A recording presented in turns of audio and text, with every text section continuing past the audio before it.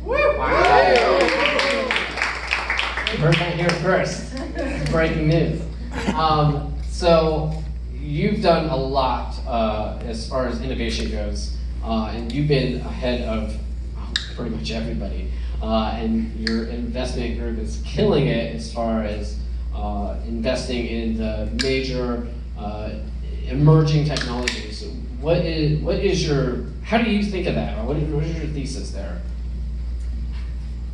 Why we did it this way? Yeah. Okay, in 2012, it hit me. You're a student of disruptive innovation. The financial world hasn't innovated in 150 years. Why don't you do something about that? Why don't you get a little disruptive? Because what happened to the financial world is it started looking backwards because of the tech and telecom crash, and then the 08-09 meltdown, and this just, everyone froze, and business risk, career risk were the top topics of conversation.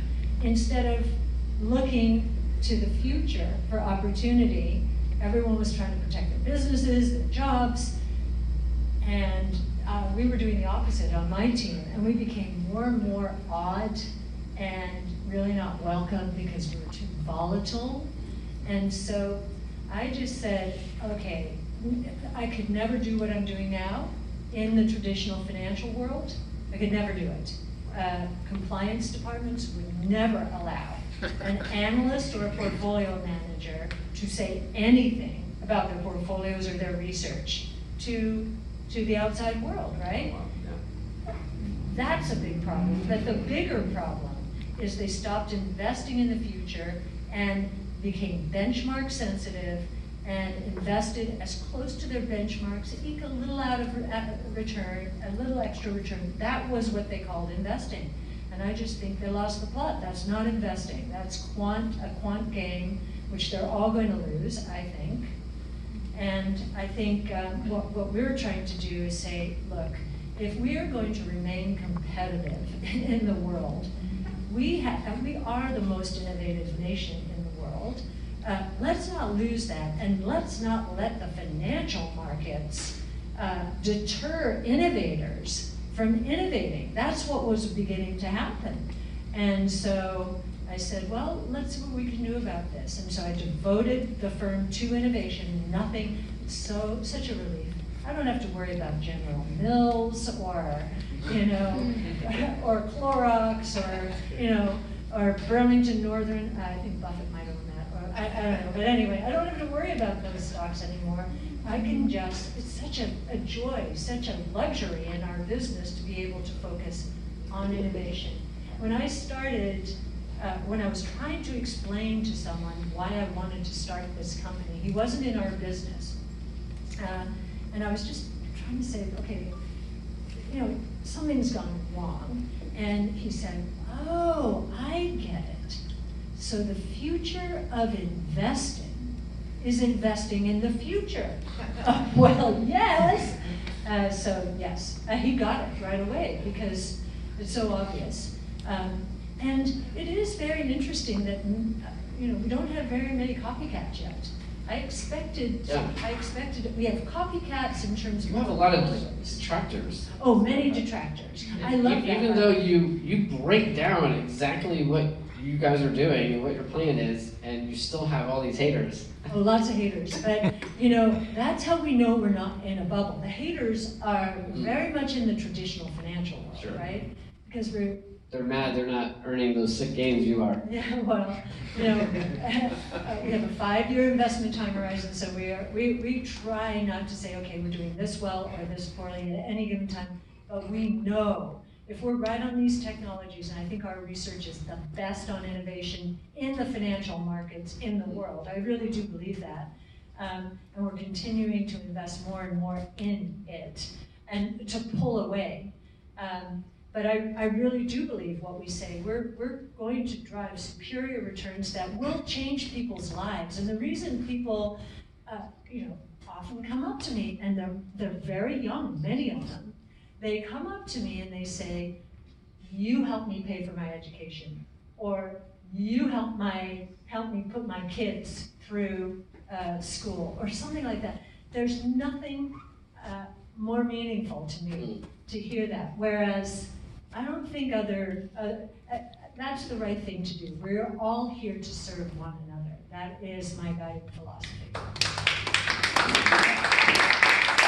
So I gotta ask you, when it comes to Bitcoin, you were one of the early pioneers in digging in deep early on. What gave you the confidence there? What did you see there that hardly anybody else saw? Well, it really started in 2011 when I was at Alliance Bernstein. My director of research came from Alliance Bernstein, and he was an analyst at the time.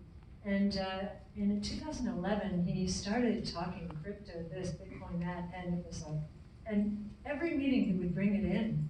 And he was kind of a shy guy.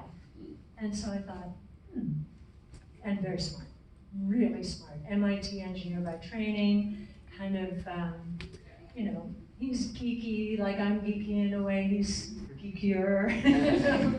And I just thought, And when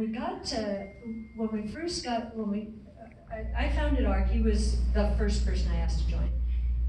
And I said, okay, we've got the 4 platforms, we had them, and one of them was next generation internet. That was a platform. So the others are DNA sequencing, robotics, energy storage, and then next generation internet back then. And as we began to learn more about, now we had the freedom to do this because we were away from the traditional world, could use our own resources to do this, learn more. And my economics professor, Art Laffer, I don't know if any of you know his name, Laffer Curve Supply Side Economics. I said, Art, we want to write a white paper about this Bitcoin, and we want to see if it could serve the 3 roles of money. Would you collaborate with us? And he had never done this with anyone before, but I've been very close to him over the years. He tore our paper apart, to smithereens actually, and had edited it heavily, meaning I want to ask questions. I'm not gonna prove this until you answered that. And so we really knew our stuff about Bitcoin in terms of the 3 roles of money. He wouldn't sign off on the network security part of the paper, so that became a separate paper. But in the middle of doing that, Chris Bernisky, was our first crypto analyst, fell down the rabbit hole.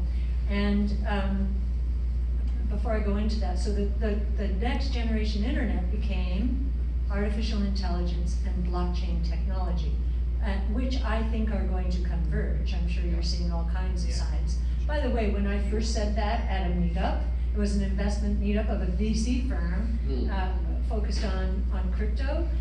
When I first said that, I just heard LivePeer. Is that the one, LivePeer? Yep. Yeah, I heard the CEO talk and I said, wow, this is like whack-a-mole, what you're doing. You need AI in here. So I said that. And I think that's happening now, right? Yeah, it's growing. It's starting to show signs. Yeah, which is very exciting Very. because we're seeing convergences between and among all of our technology. So remember I said earlier, all of our analysts, no matter what they're focused on those 5 platforms, everyone's trying to figure out how they're going to converge. Yep. And AI is going to be a part of all of them. Blockchain is going to be a part of many of them. Yeah. Right? I totally agree. Who would have thought energy storage? How is blockchain going to be? Yeah. Okay. Now it's a big issue. Yeah. We just did this paper and did the B word for those of you who heard about that. That was fun. That was super fun. Yeah.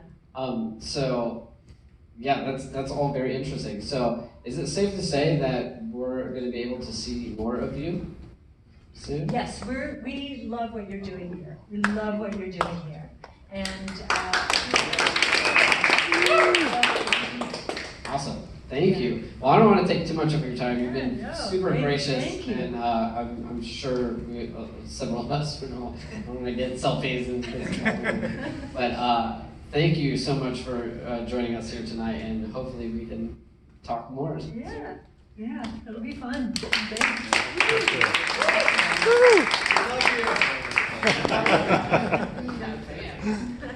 you.